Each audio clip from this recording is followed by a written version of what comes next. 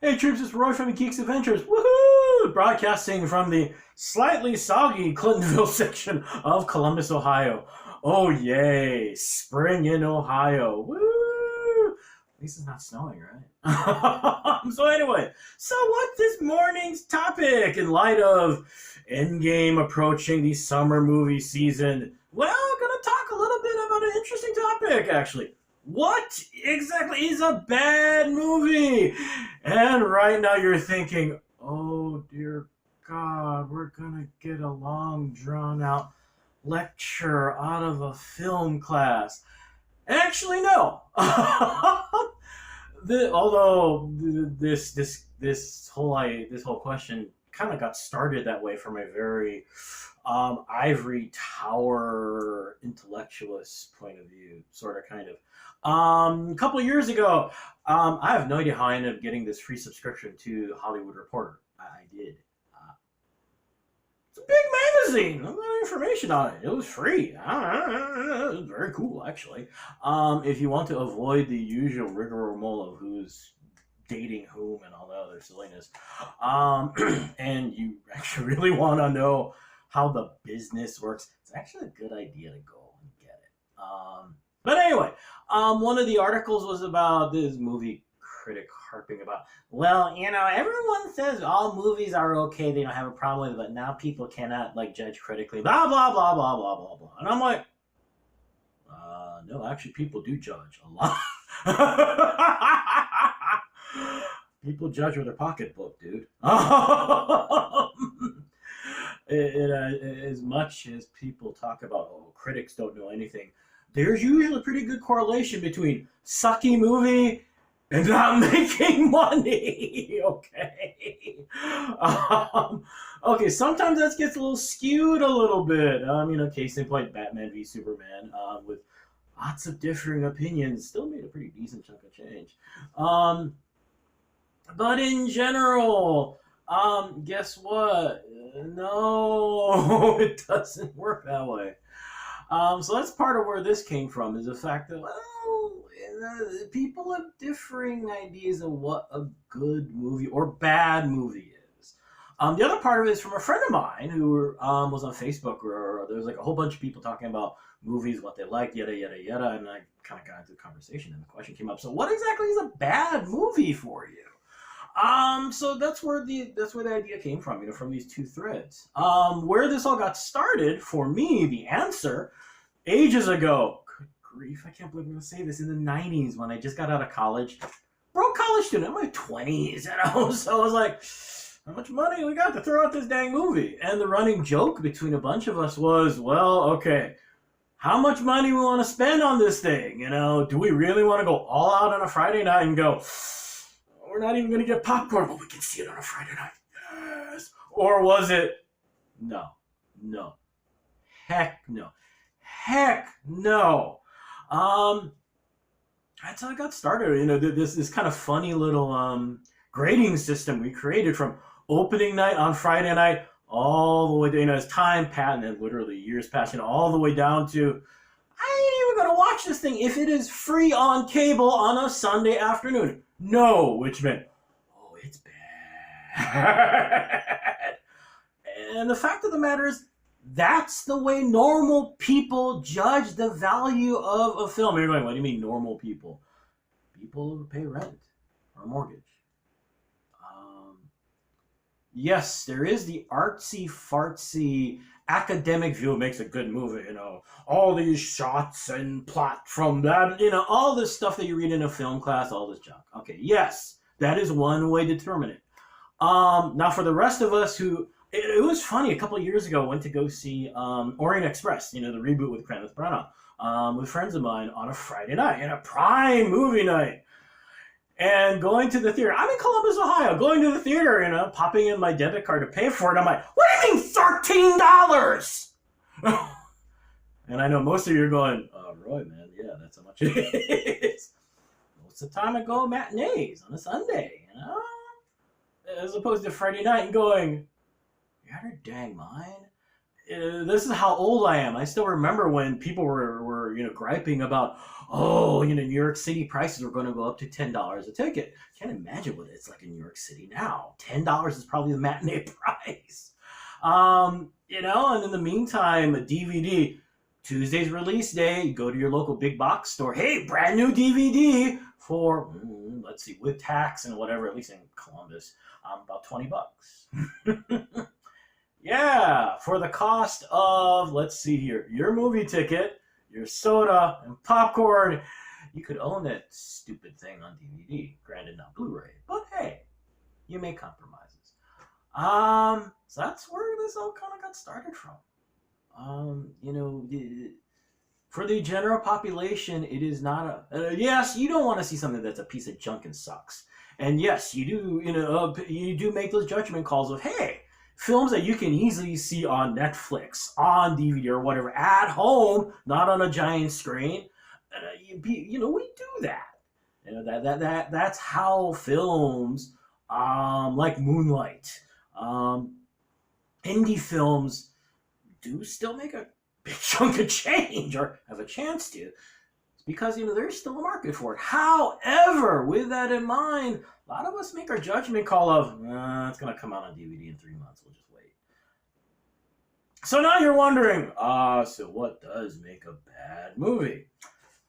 My classic example that I bring up of is Indiana Jones and the Crystal Skull, Kingdom of the Crystal Skulls. And right now you're going, Roy, that movie wasn't that bad. Hear me out. All right. Things that actually a lot of people, I actually don't mind Shia LaBeouf in the movie. All right? He's an actor. What is his job? As every good, smart actor would tell you, unless you're Robert Downey Jr., you just read what's on the script. That's what they gave you to do. That's all he did, and he didn't do that bad of a job of it. It was a fun. He played the character as what was given to him. So what was the problem, Roy? To be blunt, the movie was lazy. Oh, the other thing I'm okay with, the whole refrigerator thing.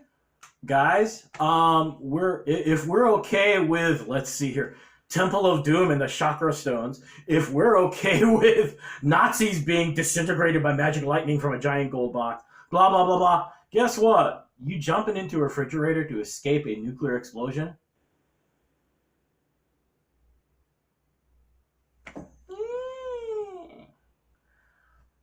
So what do I mean the movie's lazy? Okay, you have Steven Spielberg, you have George Lucas, you have Harrison Ford. 3 people who have made movies worth more than the gross national product of many nations. And the plot you come up with is a reject from Ancient Aliens. Really? That's your plot? Even the dude from Ancient Aliens, the host dude's going, you sure you didn't steal this from us, man? Really? The ghost of Eric Von Dyneken's going, but, that was my idea. And a lot of you young people are going, who's the German Nazi sounding dude? Google Chariots of the Gods or talk to folks my age and older who remember a lot of those TV shows from back in the day. They will laugh and kind of do this a lot. Yeah, it's bad. But anyway, this is what you came up with? The other really, and actually this is the saddest thing, is the moments when Harrison Ford, I still remember to this day one of the early press photos of them going, hey, Harrison Ford is back as Indiana Jones, blah, blah, blah, blah, blah. And seeing him in those shots with that look, not a good look, that look of, seemed like a good idea at the time. That look of, wow, your grandfather's dressed for Halloween as Indiana Jones. The ironic thing is, not too far from that point, he ended up being a major character in Cowboys vs. Aliens. Not a perfect movie by any means, but you watch him in there. I loved him in that because he brought energy to that role.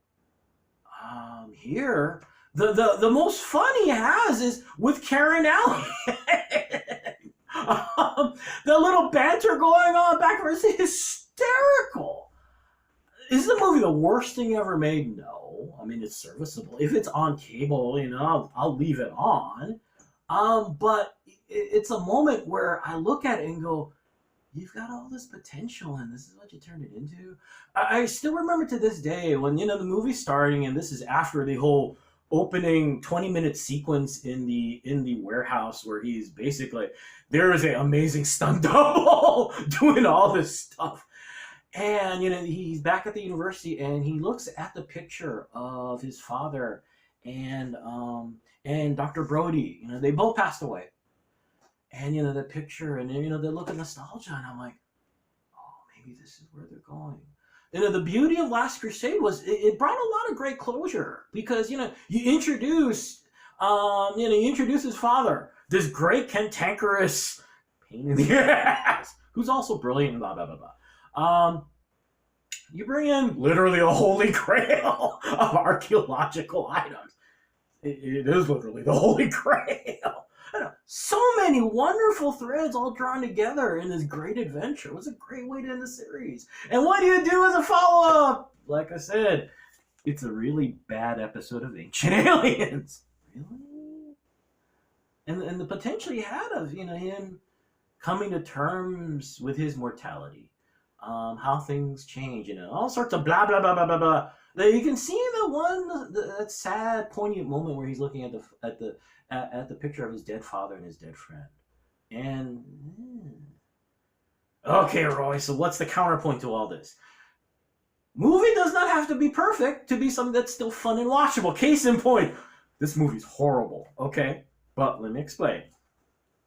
Robot jocks! And a whole bunch of you are going, oh my god, Roy, that whole movie's horrible. And you're going, and a bunch of you are going, what is this about? It's in the near future, after blah, blah, blah, blah war. In the remains of civilization, the remaining nations settle their disputes no longer with wars, but in gladiatorial combat. And right now you're going, oh God, how bad is this? It gets worse. Not just gladiatorial combat with people, or people on animals, or mutant beasts. No, they fight in giant robots. Hence the name Robot Jocks. This gets worse. So you're settling your trade dispute in this 300-foot tall mech that is brought to life by pretty bad Ray Harryhausen type stop motion effects. So where do you fight? Do you fight in a giant open field? Do you fight in the open sky? No! You fight in a coliseum where they have seats around for people to watch. Nothing bad ever happens when you have 300-foot tall things fighting each other and you're next to civilians, right? No! It's so bad. And you're going right now, you're not helping your case. Here's the deal, all right? Plot, I mean, right now you're hitting, it's trope central. I mean, it's obvious where it's stealing all its crap from. The movie's a joy. In that B-movie Godzilla rubber suit, airplane, all sorts of crazy ideas being thrown at you at 3 million miles per hour sort of way. The acting is so overdone, but it's done with a sense of energy and joy. It's pretty dang priceless. Of course, the big fight happens against the American warrior and the burly Russian warrior. I wasn't kidding about tropes, man. All they needed is for the Russian guy to go to the American guy in the robot and go, I will break you. Probably copywritten. So, no, you could probably have stolen that line. It's bad, but it's so fun to watch. And guess what? The budget for this thing, probably the amount of money Robert Downey Jr. gets paid now, half of that could have been used to finance this movie. And, it's fun. There is a huge amount of joy in watching this thing. Yes, you're right now going, Roy, I did watch it. I hated it. Hey. Alright. But you get the idea. There's a huge difference between, hey, let's make this sequel because we're going to make a crap ton of money no matter what this movie's like, versus, you know what? Yeah, we might make some money back, but you know what? We're going to have some fun making this movie. There you go. And as an answer to the film critic that I was talking about when this whole thing got started from the Hollywood Reporter, people do differentiate. People do know the difference. Just that they have real life decisions to make, and they're not easy. Especially, they're not easy. They're never easy. So you do what you gotta do. Hey, it's on DVD. It might still be around on DVD. Anyway, so there you go. That's the way I look at movies in general. Stuff that can wait. Stuff that, oh my god, let's go to the midnight showing and we'll be in cosplay. It'll be awesome. Surrounded by 20 million geeks who are going to be like talking up a storm at the very beginning, but then not say a dang word when the movie starts. Hey. Anyway, y'all take care. May the force be with you. May the odds be in your favor. And as always, speak to each other. Okay, peeps? You'll take care. Bye.